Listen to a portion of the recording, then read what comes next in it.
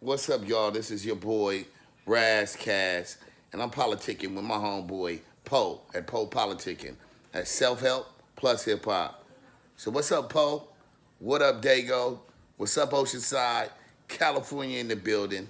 We preserving the hip-hop culture and introducing the future stars, and obviously, that's Liddy.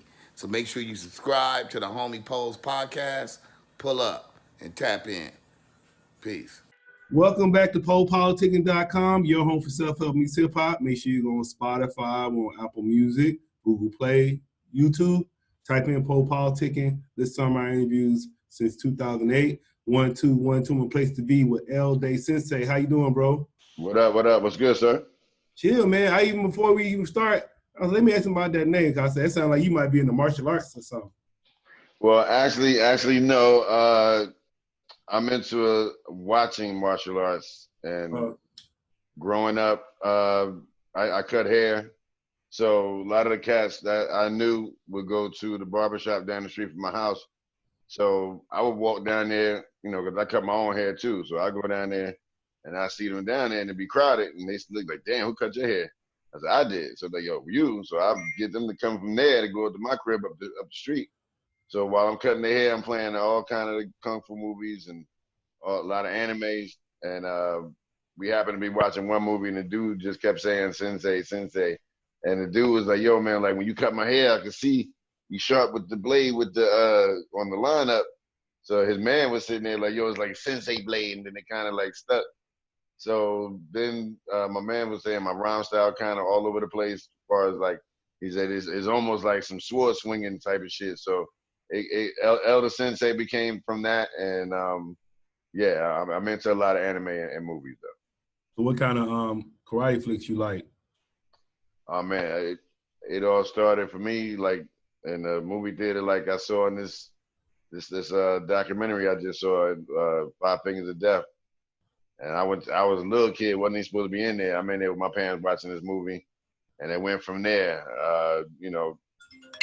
Growing up, I think once they got on Channel 5, we all got to learn the whole Five Deadly Venom saga, the Invincible Ninjas. You had the what's the one, the Crippled Avengers, Superpower. It was, of course, Bruce Lee movies, but I grew up to like a bunch of other stuff that people probably didn't know, and then that's how I got into the anime stuff too. What anime you be watching? Well, anime for me started as a kid. I remember this one movie called Jesse Dart. I used to have a lot of the Shogun Warrior toys where they had these like life size. It was about this high off the ground, but they had wheels on their feet. You could change the arms, put missiles on them. So I grew up with that. Speed Racer as a kid, and then people don't realize Transformers was a form of anime because there was a lot of Japanese people working on those cartoons, even G.I. Joe. So it got into Voltron, but then I started, I was always deep into it, and I remember waking up one morning, 6 o'clock in the morning, I'm looking at Robotech. I'm like, what the hell is this? And it was like half of a Transformer, and the legs was coming out. I'm like, oh, what the hell is this? So that's when I went in further. So this was like maybe like 85, 86. So I've been into anime since then to where like, I got into Fist of the North Star, Ninja Scroll, Wicked City, few movies that I grew up watching that's like cult classics today. So I try to get a lot of people into it, because it's not about the cartoon aspect of it for me. I'm an artist, so I take pointers in what I watch, and I collected comic books coming up as a kid as well. So I had my head heavy into the books and just drawing. I've been drawing since I was 5 years old, so I've been into it since then. Do you watch the Boondocks? Yeah, I watched that. Even that's anime right there too. That whole cartoon, that whole thing is anime. So it sounded like you was into art before even the hip hop. What kind of? Yeah. I mean, like I said, since 5 years old, I've been drawing. Like I can draw comic book characters. I can draw people, whatever the case may be. But once hip hop came into the fold, and like as like a 10-year-old, 11-year-old, you see homeboy characters on walls. You don't know what they are. They may be stick figures, but you see that look different from anything else you saw before. So, you know, that's when Curtis Blow came out, Breaks, Super Rhymes, all these songs started to come. And that's when the physical part of hip hop came with being a B-boy. So I'm an acrobat. You know, I used to flip back in the day. So I incorporated all the acrobatic stuff into like learning how to be a B-boy. So it was easy for me to do it. But when you first saw it, you know, we saw a Flashdance movie and you saw certain videos on New York Hot Tracks back in the day. I'm showing my age, but you know, it is what it is. So you saw videos back then where you see glimpses of dudes doing it on the street, but you have to go to New York. So as a kid, my mother and father took me to the city to go to Washington Square Park, and there'd be dudes in there on the cardboard, and I got out there, did my thing with them, and you learned a lot, you know. And in Jersey, you know, people didn't think that we had hip hop like that to even do, you know, as far as like, you know, they didn't think graffiti existed in New Jersey. So once I got into that, you know, I wasn't doing the rhyme thing then. So it was a physical aspect of hip hop for me there.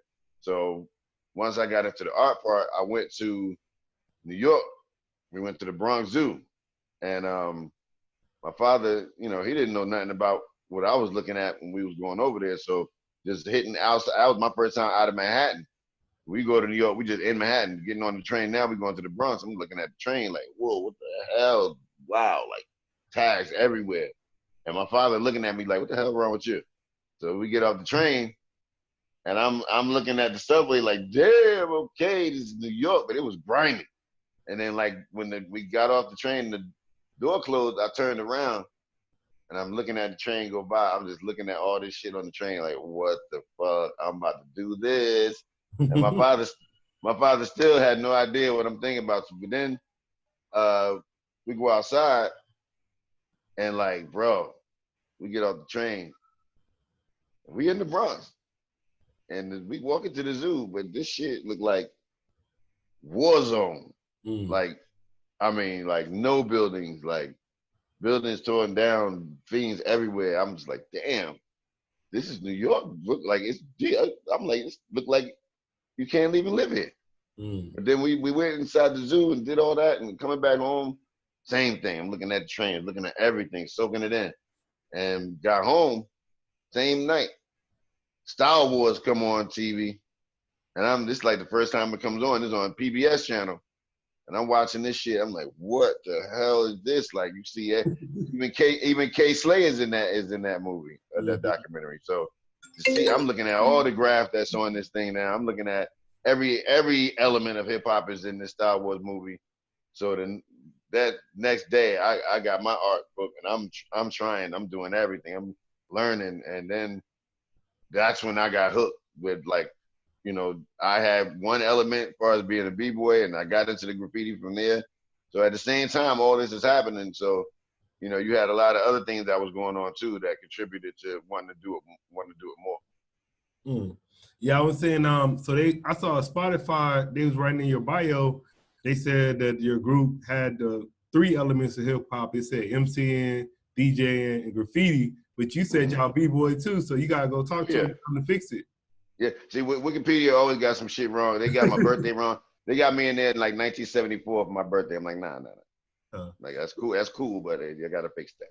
So what year, they wanted me to ask you, how did you, Tame-One, and Chaos meet? Well, me and Tame met through a mutual friend that we have, my man Polo Ice, salute to him, and my man Jay Byrne. And Jay Byrne knew Tame. It was a crew that existed before I got in called the Boss Mob. So that was Tame, Mellow Max, Rasta Ra, Jay Byrne, and my man Rhino CMZ pretty much was like the brainchild of all of it, like even through production. He was like the Marley Marl of the crew. So Jay knew I rhymed, you know, just from being in school. So he was like, yo, I'm gonna bring you over there, you know, let you meet Rhino and get into doing some songs. So I started going over there, and I knew of Tame through graffiti, you know, just seeing his name every damn where. I always just saw it, just, you know, but then I got in Rhino's crib, and he lived in this building that we all knew of called the Colonnades. And I went, as soon as I got in the room, it was just like graffiti everywhere. And I just saw Tame. Like, oh shit. So I asked, like, yo, he be here? They was like, yeah. I think they said, yeah. I said, he rhymed too? Like, yeah, he be over here too. So I just got into doing my demos. And one day I told Ice that I go over there, and he told me about Tame because he used to hang out with him too. So we all knew each other, but like I said, I didn't know Tame. So one day I'm doing a song, and he shows up at Rhino crib. So we meet finally. We get to talking, and immediately we do a song, and then we just kept doing songs. So from there we got into doing more demos, and we got the Stretch and Bobbito show, and that's how we got on. And Chaos, we met Chaos in like '89, and he was actually in a contest that we had did a few times in Newark at this park called Military Park, and he had a group that he was in, and but me and Tame, we just happened to be walking downtown, and we know that this thing is going on, but walking up to the spot, to the park, we hear this music playing. We like, damn. Normally, it's not always groups that are going there with like a good, song quality and know what they're doing. These dudes knew what they were doing, and when we got up to them to the stage, Chaos at this point was doing the routine from Manifest, Gangstar. He's back to Chaos. So we saw him DJing. He was doing his routine, and we walked up to him like, damn, like how you learn how to DJ? Because like I said, it ain't too many people in Jersey we knew that did type of shit that we knew they was doing in New York. So we got his number. I always kept in contact with him. Once we got the deal, I was even contacting him. I would let him hear songs over the phone. Then Rock Raider was our DJ before Chaos. So we were sharing Rock Raider with Showbiz and AG. And he was in the X-Men at the same time. So it got to a point where, a lot of the cuts you hear on the album, the first album, Come On With the Get Down, any scratches on the first album, Rock Raider did those. Mm-hmm. Even on the Dynamite Soul remix. But then like hanging with Raider a lot, I saw him getting into this DMC shit real serious. So I would go over his crib and Boogie Blind would be there. This one, he was like, protege status. You said DMC shit? Yeah, listen. You said DMC shit. Yeah, I seen him, when I would be over his crib and he'd be practicing. And Boogie would tell me like, yo, he about to really like get into this like now. Like, I'm like, okay. So I seen him practicing the routine for this group home setup he had. And that's when he told me, he's like, yo, I'm about to try out and get in it. And I'm like, nigga, you good enough. I know you can win the shit. But like, he was determined. So once he got entered, he said, yo, I'm gonna have to start doing this and practicing, and I'm gonna have to travel. So we had to get another DJ. So this way Chaos come into play. I remember me and Tame was in, I think, Texas. We had just did a show. And the next day I was like, I told Tame about Raider, and he was like, yo, so what we gonna do? I was like, look, I'm gonna call Chaos. I'm like, let's call him now. So we call him, we wake him up. We're like, yo, what you doing? He's like, nothing. What up? I'm like, no, like, what are you doing, yo? He's like right now? Like, no, yeah, period, what you doing? He's like, well, nothing. I said, all right, so you still DJing, like, for your people? He's like, not right now, what's up? I was like, we need a DJ. And instantly, boom, that was it. But we told Raider, and Raider was like, yo, I want to meet him. And we was like, meet him. Like, he's like, yo, I want to see who's taking my place. So just so happened, we had this spot we used to go to on Wednesday nights out here called the Pipeline. And we used to go there, like, just, have our parties, our shows. That's why everybody met up. And Raider and them came there, him and Sinister came to, perform and do a little set. And he knew Chaos was going to be there. So this night, I told Chaos what was going on. I was like, yo, your man want to meet you, and kind of like audition. So we had the second album, like, done. So Raider never heard it. So he came to Jersey before they went and did their set. He was instantly, as soon as he get there, he's like, yo, where your man at? We was like, oh, shit. So he's like, Chaos met him a few times. So he was like, yo, look, let's go in let's roll up. and get in the van. So we go in there, start rolling up. He throws the CD on. He said, yo, I don't want to hear this Raider. I don't want to hear no talking. Just play the album. Let me hear what he sound like. And maybe like by the middle of the record, he's looking at Chaos like, we still smoking. Maybe like one song, This Is the Way. He got to that song, and Raider he stopped it. He looked at Chaos. He said, all right, yo, you good. You good. He said, I approve. I approve. I said, all right, cool. So that's really like how Chaos got in the group. Yeah, I said, I was thinking, how would you want to talk about like the legacy of your group, like especially y'all like coming up in that era? And I think like even though y'all came in that golden era hip hop, y'all still had like classic albums that people still recognize today. Well, I'm proud of what me and Tame did. I won't necessarily say did for ourselves, but did for hip hop. We got in it initially to give our 2 cents and show how nice we was from Jersey and, you know, represent. That's all we was doing. We was also doing the business thing as well, but we also knew how big of a monster the industry was and how small we were.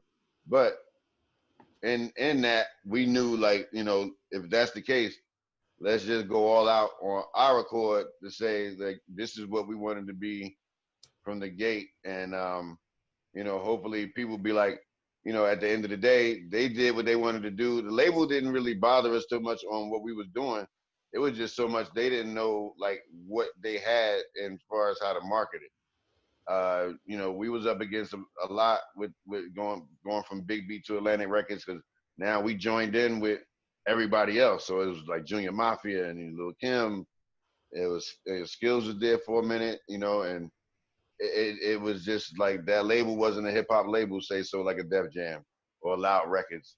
So, you know, we had people there that was rocking with us and rooting for us and working hard for us, but it got to a point where it was a lot trying to just keep up with that. So as far as the group was concerned, even for the label, they knew after what we was doing and what we accomplished and what we stood for. At the same time, on a business level, for them, it was hard to try to see where they wanted us to go. So, like, legacy-wise, we left a mark with them so much to say where they even know today that they're still selling that product, and we don't have a bad name attached to being with them. So just as much as we made sure when we was off that label, we had our name to take with us and not be, you know, stuck with that and have to change our name. And we just made sure a lot of things we wanted to do when we got off to keep that legacy going even after we was off the label. Because what we did in a shorter time, even if it wasn't a gold record or anything like that, you know, for the history of Atlantic Records, we did good for 2 records that we did with them, just far as like sticking to our guns. Yeah, I was gonna say, like, you know, like when I was growing up, I know like it was harder to get music. Like I'm from the South, so if I went to the mall, they didn't have your CD, I wasn't gonna get it. But nowadays, they got, you know, all these streaming sites. So how would you think, like, would you think your career be different now if you had like streams and all that shit they got now? You think that helps like artists? Yeah, man, a lot of shit now would help back then. Like, you know, especially with like this whole internet period. Like, you know, when you working off of just like physical and you have to like how you say where you was at, we had to physically go to these places and do a show and do it in store and meet people and sign autographs and everything like that. Go back home, and then like maybe a week later, the label would see, okay, these many record sales happened where y'all was at last week.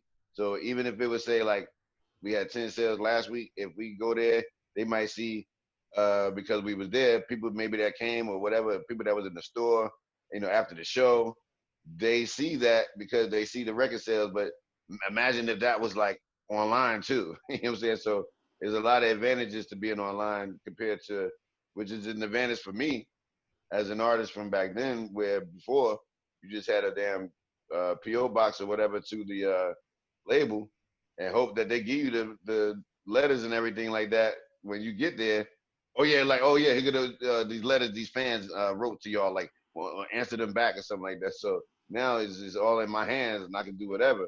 So it's a good thing today, even with the streaming, you know, like when you get your publishing now, and a lot of times I'm gonna tell a lot of artists when you got the letters in the mail, whether if it was from BMI or ASCAP, where they was saying there was a lawsuit going on with say XM Sirius Radio or like, you know, that was real.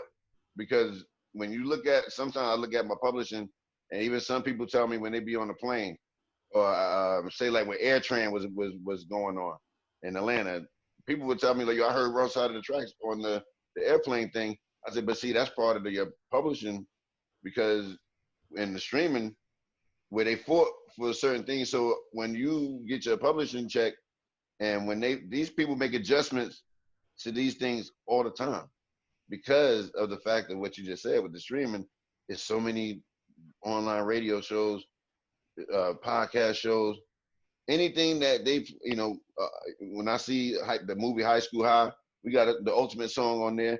I don't care. We might not even see it on TV here in America. They might be playing it somewhere, but they track it down, and you get your money for that. But it's just with the internet today and with online streaming, whether it's now like HBO Max or Netflix or whatever, you see it in the breakdown of this, how the streaming go to how it go to your publishing.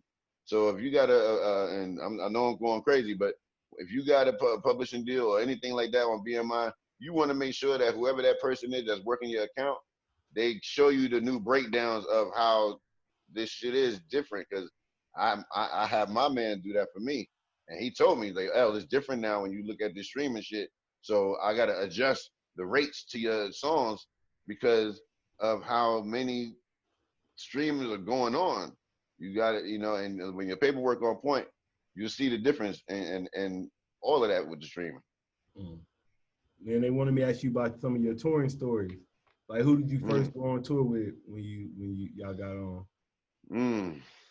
Okay, well, first tour, I wouldn't even say tour, but when we went to Cali, the label asked us like, where y'all want to go first to do your promo tour? So we was like, well, shit, we from the East Coast, so we didn't want to stay home. So like, let's go out west. So that was like crazy because we never been to California. I never been on a plane even at that point. So this is 94, and only thing we knew about Cali was movies and gangs and colors, and I'm like, damn, I can't wear none of this right here, none of this, none of that low shit. I made sure not to pack so much stuff, but my man was like, you all right, bro. They are not looking at you like you on some gang shit. So trust me, you all right. So, and I brought all that stuff out there. And we did a retail rep run for, you know, Warner Brothers and how they had the labels with Razzcast when he first even started. So we did a run with him. We did a few shows with him, radio runs. But like that was a tour more or less. Right there though. Yeah, man. Like we did. I would say we did it. They at one point, Cali had this thing called Unity. The Unity shows. My man Bigger B, he was the first dude to book artifacts in California. So, and these shows he did was famous. He booked us a few times, even with Wu-Tang. I could tell you that. Yeah, that show was nuts. Man, it was so crowded in this building. Old Dirty came out on stage. I never forget it. Me and Tame and Chaos were sitting in the rafters, we waiting for it to happen. And he came out there with a Tommy Hilfiger bathrobe on, everything with Tommy Hill. He had the hat on, some underwear on, he had flip-flops on, socks. He was like, yo, just got out the hospital. Y'all don't even know I had gonorrhea. I was like, oh, wow. Everybody in the crowd was bugging. I was like, yo, and he went out and beat just started. He just started rocking. And we was just like, damn. So, like, stuff like that, we never, you know, and that was, I think, like, maybe, like, 96 at that time. But, like, 94, when we first went there, we did a show with Hyro. I think Tajay was there, and A+ was there.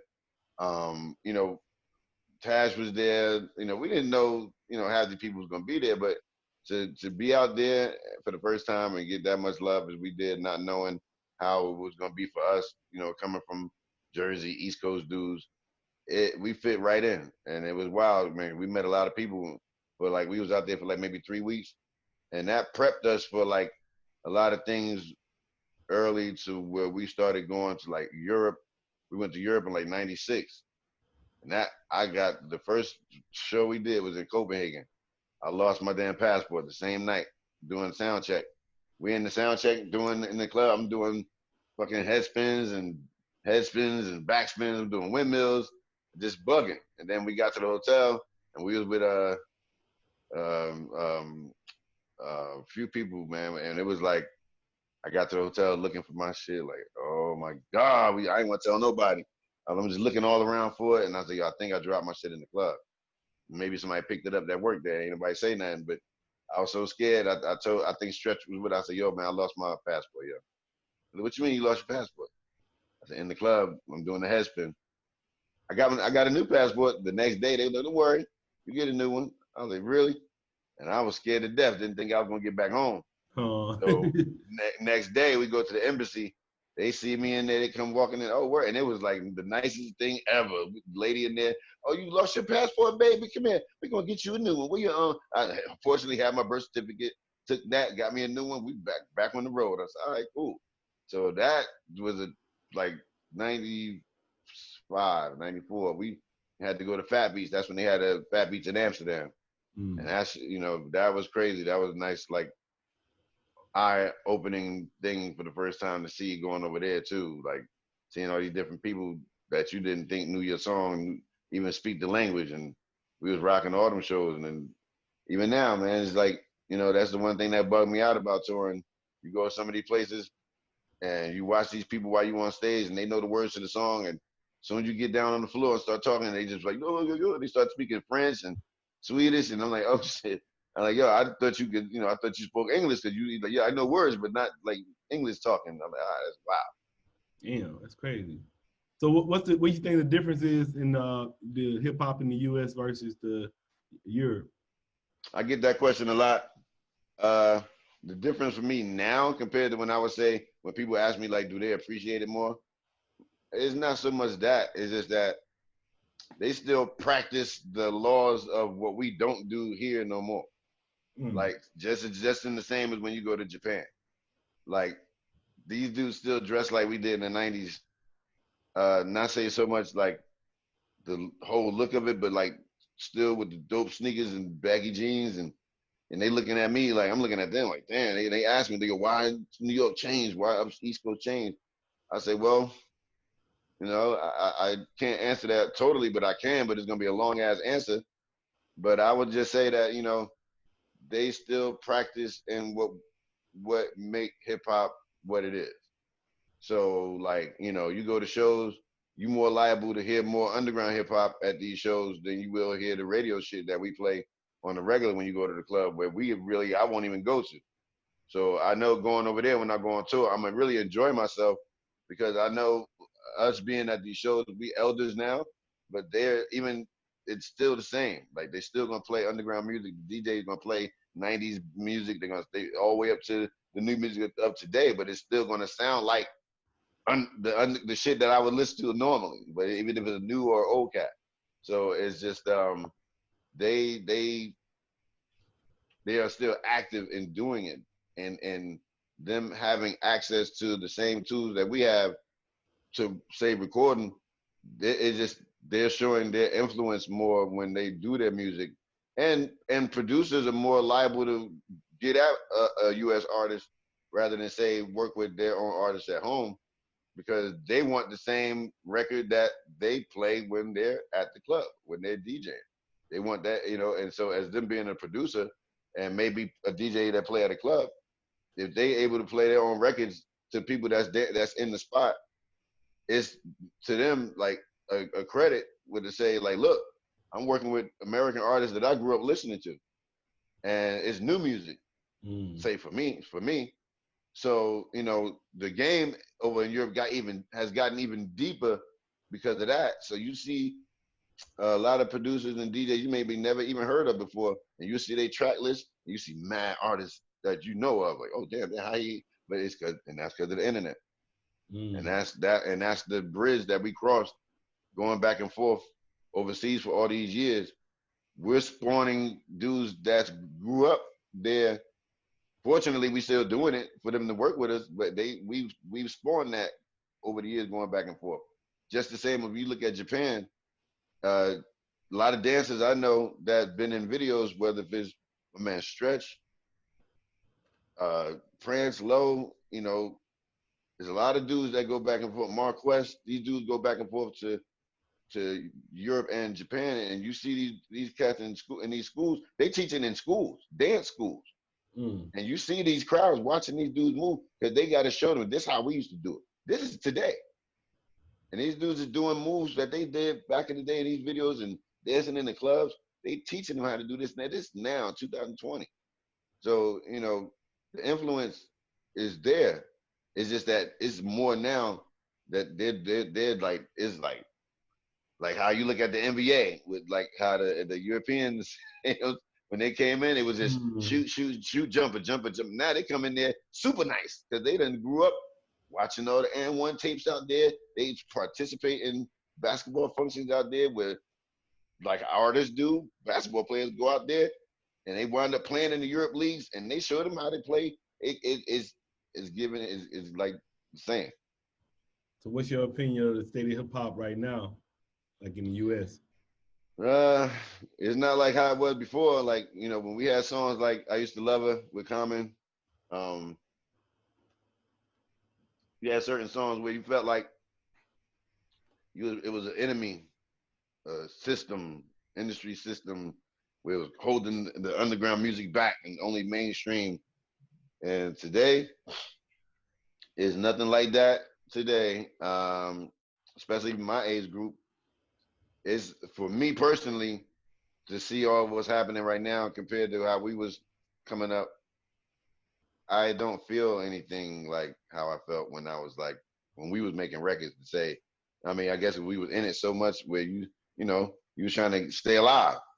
But today is like it's kind of comical, you know, when you look at how this shit is. Like it's changing a little bit because a lot of like social things are happening right now. So I don't think a lot of people want to hear some of these dudes' songs where they, you know, talking about a bunch of nothing. There's a lot of change got to happen with that, and fortunately, I think it probably will because it take people to wake up to understand that these dudes is getting bread. I ain't got nothing against that, but they'll never have a versus like how we have today, where these artists that we grew up listening to can do this. They can't have a throwback night with these records that they making today, where they get the same feeling when we hear, say, the Eric B. and Rakim record or Public Enemy record when we in the club, or just hearing it, period. You know, so it's like, I don't think about, I feel bad for them now because they have no, it's just like no substance. Like, you know, my son is 17 now, and I try to make him watch a lot of these hip hop documentaries on Netflix or anything online, especially on YouTube, to let him understand that, you know, he get it. You know, he don't listen to nothing new. You know, he listening to Rage and all the stuff I would listen to, you know, but it's just like he understands why and why, but then he don't understand why it changed, like why it had to be the way it is today if it was like this then. I said, well, there's a lot of not caring, but there's also a lot of not teaching, and there's a lot of cats that never wanted to learn. So like when you hear a new cat go up on a radio show and tell the DJ like, yo, I don't want to rock off no old head beat, already from there, you know, he ain't been taught. Yeah. He ain't been taught in the sciences of the hip hop knowledge.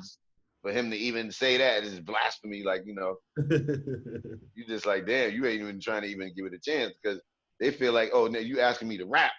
Like, I don't do that rap. I do this kind of rap. But like, you know, what is that you saying now? Anyway, because if you rap, you rap. If it's your style that you choose to do, that's you.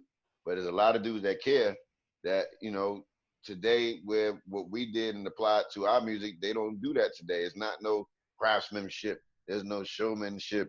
There's no vocabulary. There is no imagination in your thoughts and your words. So it's none of that where you leave feeling like how if you heard a KRS-One, you must learn. And at the same time, you can listen to Coogee rap, Streets of New York. You know G-Rap is G-Rap, but he giving you a message in these songs too to say like you can choose to do this and be like me or not. So today, you got these dudes ain't. This generation will never have a stop the violence song or self-destruction song.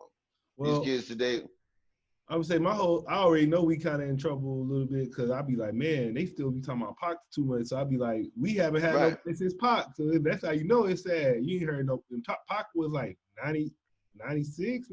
right. Yeah, And we still everybody talking about they Pac. That's glorify almost 4 him. years ago. These little dudes glorify him, but they won't. I'm like, yo, do you know how this dude? For us to know, hey, he was like, y'all don't even know half of what this dude was like. For y'all to think that y'all want to be like that, half of y'all ain't built like that, like even a little bit.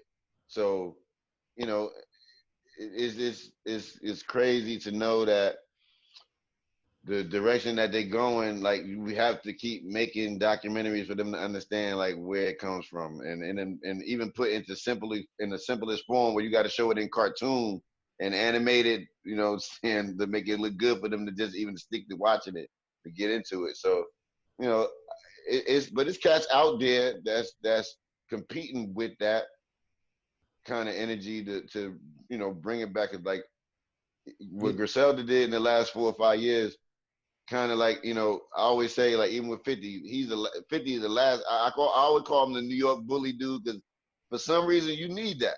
That's what New York hip hop is about. You know what I mean? Like you need somebody that's gonna talk shit to you and bully you around, but then when you listen to his music, it sounds like yo, he sounds like he from New York. Like it's no question about it. So, you know, if more dudes practice that here on our side on our side of the America, we could probably get it back to a certain way. But I think with online that helps too because it's not gonna be like the radio how it used to be where you hear a variety of shit. So you got online radio for that, and there's a lot of stations to listen to and choose from.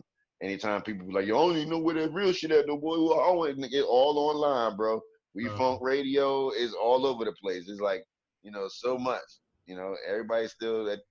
Even my man Ron G is still on the radio playing music on online. So if you even want that type of shit to listen to, so you know, it's there. yeah, I was gonna say because I know with my show, like I preserve the hip hop culture, but then I'm trying to introduce the new people.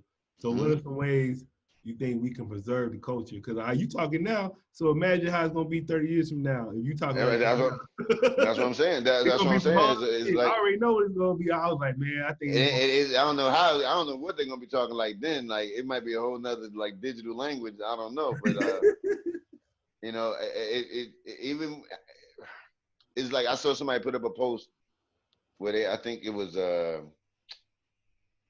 Vince Carter and oh damn it, I can't remember the other person. It's like maybe like two players left in the NBA that's still from the night that got drafted in the '90s. Yeah, well, Vince And Carter gone now. He retired. yeah, but I Ain't mean the like last one. right. So when you think about that, as like, even when you think about football, like how when you watch uh Peyton Manning go and like certain dudes about Drew Brees probably about to go soon. All these dudes go that you grew up watching just balling out. Is like damn, like who gonna take their place? Mm-hmm. Like, and that's when you start thinking about your team. Like, damn, we going. That's when you start paying attention to other shit like the draft and the combine. Like, all right, so that's how it is with hip hop too.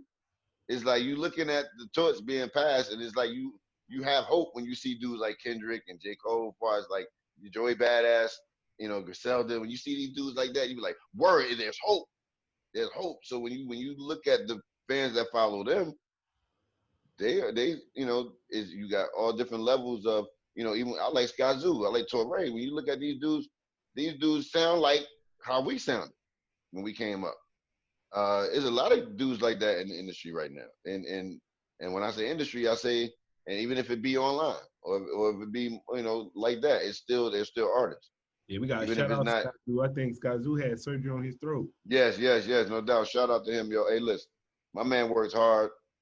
And you know, I want if anybody that know him, just tell him I said stay good, stay up, and you know, take your time coming back. You got enough music out there for everybody to check out, and I'll plug one for you. You know what I'm saying? Retropolitan album. I still play that record, even if it's from last November. That record for me, I told Pete, man, it did something for me, like how it gave me from all his, like say, Soul Survivor album.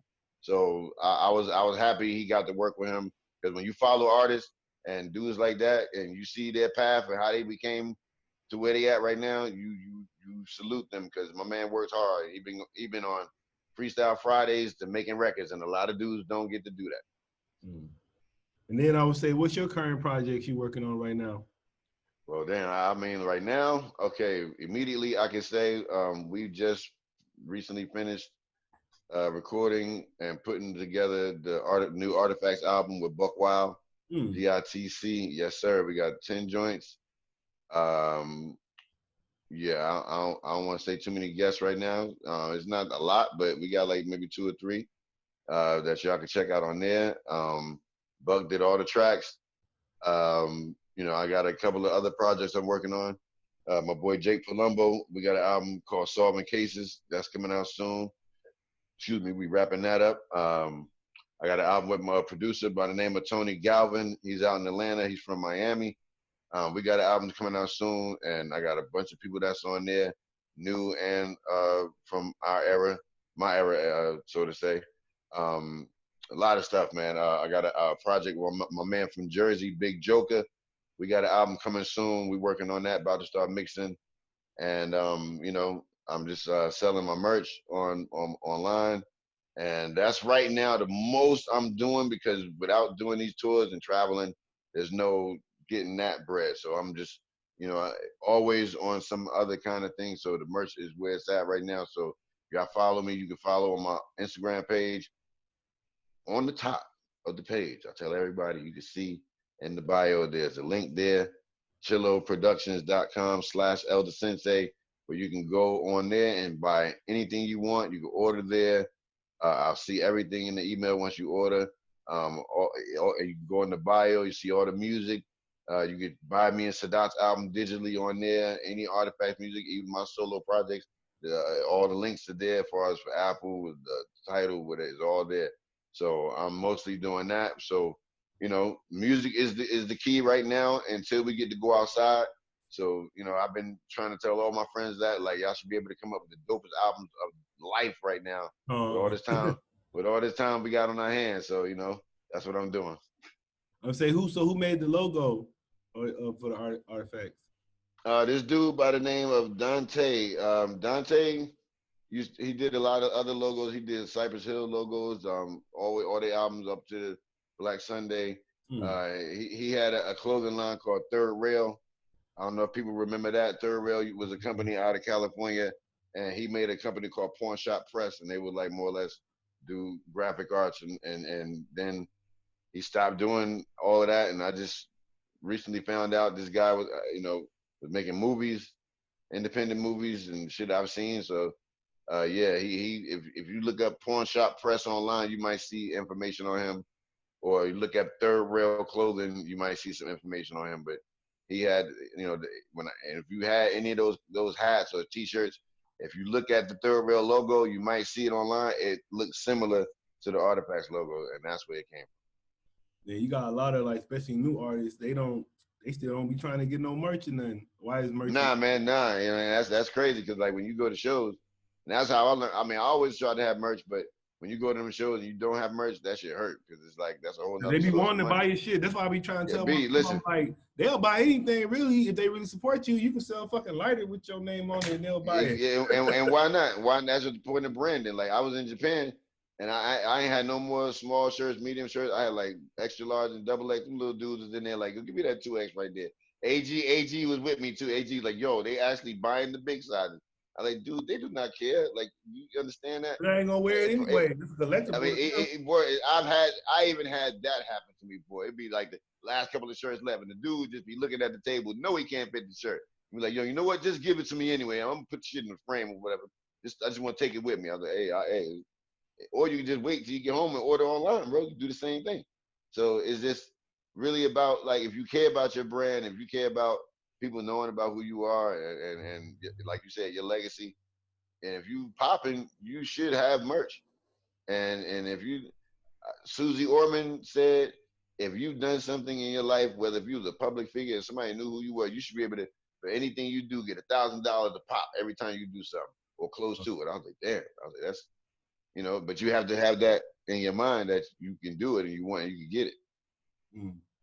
And then I was saying I was thinking about something. So what you think about like the groups after like y'all the duos? So what you think about like the Little Brothers and the Outcasts that came after y'all? I think I can see a lot of Little Brother now. When I think about it, I see a lot of y'all and Little Brother a little bit. I don't know if you I know. mean, I would think that for me, like when you look at duos, and I think about like duos like EPMD, because that's who me and Tame That's the kind comp. of where we get our thing from. And I think also, a little bit of Run DMC. You know what I'm saying? Like, so like duos like that make me think about like say like De La Soul, where like when you hear dudes rocking and the chemistry is so crazy. Like Styles P and Jadakiss, they have chemistry like that. Where like when I hear these dudes do songs, they ain't even, it's line for line.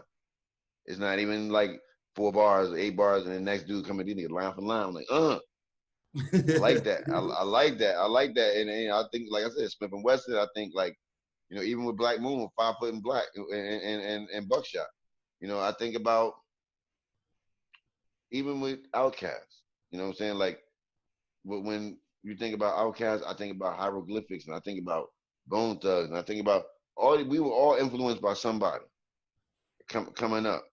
But it's just that a duo to me is when you're like this, like, and that's even what me and Tame got. Like when we play off each other or we feed off each other because we know each other. So it's just like when you see something happen, even when we write songs, I'm like, I gotta always be on my toes when I'm doing songs with him. So I'm like, I gotta like I can't say nothing garbage. I can't write. I mean, and so but that makes you better. And even E Double told us a story about him and Parrish, how they came up, how him being with him actually made him a better MC as well. So that's what you get out of being in a duo.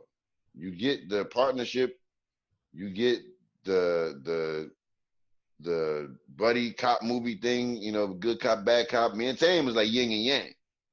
It's almost like sometimes I would even say, and my man said this to me, but I had already said it. Like if me and Tame had to do it, like be a TV show, and our music was like that, it would be like the Odd Couple. And if people know us, they can see that. Like even with us, period. Even our music. I'm Felix Unger. He's Oscar Madison. Tame is straightforward. Ba ba ba ba. What's up? All right, we doing it. I'm more pragmatic, crafty, but with yin and yang and opposite the track make for great things because he's in our music, he's doing things I'm not doing. And just the same as I'm doing something he's not doing. But when you mix that shit together, it all comes that chemistry and it makes people that's not like him or me get together as well. So it's a different blend of people that's listening to us. Yeah, and I remember the first time when I interviewed him, like I said, I want to say it was around 2008, 9, 10 period. But I remember he said y'all weren't working together again. So what made y'all Right. like get them back together and put some more music out? Shit, when we was in Jersey at this Lincoln Park Festival, Rocksteady anniversary, they was there and I was performing this year by myself and do it all from low to the underground, like this home. And we was all there. He came up to me. He said, "Yo, Tame here." I said, "Oh, word, okay." So I didn't see him. So I'm about to get on stage. They got the music. Me and Chaos is up on stage, and we get into a couple of songs. And out of nowhere, I see, and my phone was blowing up too. So I'm looking at my phone, but I'm still trying to perform. I see people like, "Yo, Tame," and I saw one text like he about to come to the stage. And then Do It All comes to me like, "Yo, I'm bringing him to the stage, yo. I don't care." I'm like, "Yo, I wasn't really saying nothing." And he came up on stage, and there's a picture online. I can, it's still there. You can find it easy. Where Tame got his foot up on the speaker, and I'm standing next to him, and we both reaching our hand out to shake each other's hand.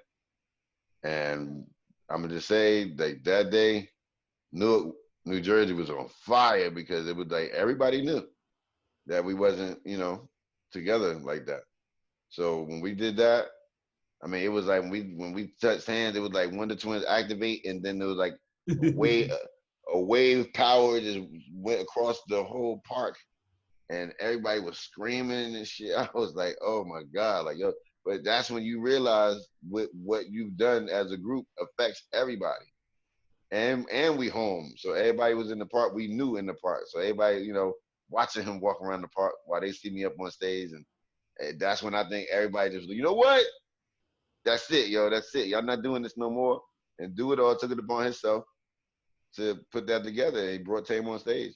So if you want to thank anybody for sparking that up, you can thank Do It All from Lords of the Underground, because he really got Tame up on that stage that day. So from that point on, though, we didn't look back. I would say, we did a few more after that in the park. 2012, we went on a world tour, and went. That was nuts. For the first time, a lot of people seeing us live after they saw. A lot of people never seen us ever before on stage. So since then, we've been rocking out. On tour, doing music. We got singles, features, and up to this point, we've put out a demo album on Smoke On Records from the songs we did back in the '90s, and we put out a reissue of That's Them secretly as well. And now we're putting out the first official album compiled of many songs finally now. So I forgetting, but what's y'all connection to Redman? Because every time I read y'all bios, I see they say Redman.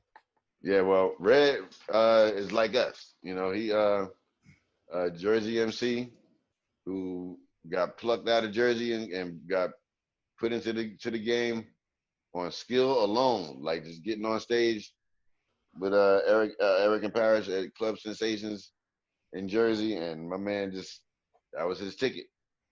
And we used to go, like, I met Red on a bus, like coming from Montclair State College, and I was up there applying for a job, and he was in school, and we was going down the hill, as we say, from up there, and I looked at him, like, I said, yo, you look familiar, and he said the same thing to me. Just so happened I knew somebody he knew, and we rode on the bus, and he didn't live too far from me, so I went to his crib. So my man had like turntables and shit, and I was like, okay, like, so you a DJ? He said, yeah. He said he's cutting. I'm like, damn, this dude nice. And then he grabbed the mic, he started spitting. I was like, what? I was like, you don't need to be DJing, bro. I think you need to rap. You need to be around with somebody doing something like that. You super nice. So, me, him, and Tame all got together, and that was just like, we would spend like hours just freestyling. We just had tapes, and of us just in Red's basement. We had a 7.6 Digitech sampling machine, and it was hooked up to a foot pedal for like maybe like a guitar or something like that. I don't know how we did that, but we had to stomp on that. So instead of pressing the button on the Digitech, we had to stomp on the pedal to get it to loop. And after a while, we stopped doing that, and we had this thing. If you ever talk to Redman, ask him about this pedal. If you know anybody that know him, he only gonna know. But we had the pedal in our hand, and whenever we had to do a loop. So if that 7.6 Digitech, when it gets to a certain point, you gotta hit that pedal to loop it to go back around again. This would be the vision of him. He had the straight hard head nod too. He'd be like this, then hit it. So he hit the. So after a while, when we would not be in the studio or not somewhere recording, it was by habit. We would all do it because we had that pedal so much. We would be out. We'd be at a club somewhere, like, not even notice. That's that right there. And my man was like, yo, what is that you doing, yo? I was like, what? He's like, this thing. Oh, don't mind me. That's the pedal action, bro. So like we used to have fun. We watched the first Rap Mania rather show they had back in the day. We watched that at Red's crib. So that's how deep we go. And to see him doing what he's doing, like far as like even for us still is we still proud. You know what I'm saying? So once we got our deal and we was able to do that, Red knew we got the deal. He saw me on the street just riding by, and he was like, "Yo, L, get in the car." I get in the car. He's like, "Yo, I got a beat for y'all." I'm like, "Word?" And it's the beat that you hear on our album on Coming Through Your Block. And I was in the Land Cruiser. He had that shit playing loud. I was like, "Yo, give me the tape." And I went to Tame's house, man, played it for him, and he was like, "All right," and that's how he got a production on the album, along with Rockwaller. So that we met him at that night as well when we did the song. What is Rap Mania? Rap Mania was the first pay-per-view hip hop concert ever, where like this was maybe 90, 91. Damn. Maybe around that time. So this show was Slick Rick, Big Daddy Kane, like LL. It was crazy. LL had a big ass radio on the stage. He came walking up out of that. That was nuts. That's when dudes had props on stage. Niggas don't do that no more either. So, you know, if you get a chance, you can go on YouTube and look that up. You can see the shows up there. And that was like just able to be like to sit home to see a concert like that and not be a boxing match. That was different. That's crazy. You remember how we really had to. Damn, I think it was like $50, $70, something like that. Yeah, back then, that's a lot. Yeah, I mean, but yo, you gotta think it was a lot of dudes. It was like a big concert, like 2 hours. Yeah, check it out. All the major, every rap star was on this show. So it was crazy. That was a crazy thing, and this was like in one building, and it was a crowd there.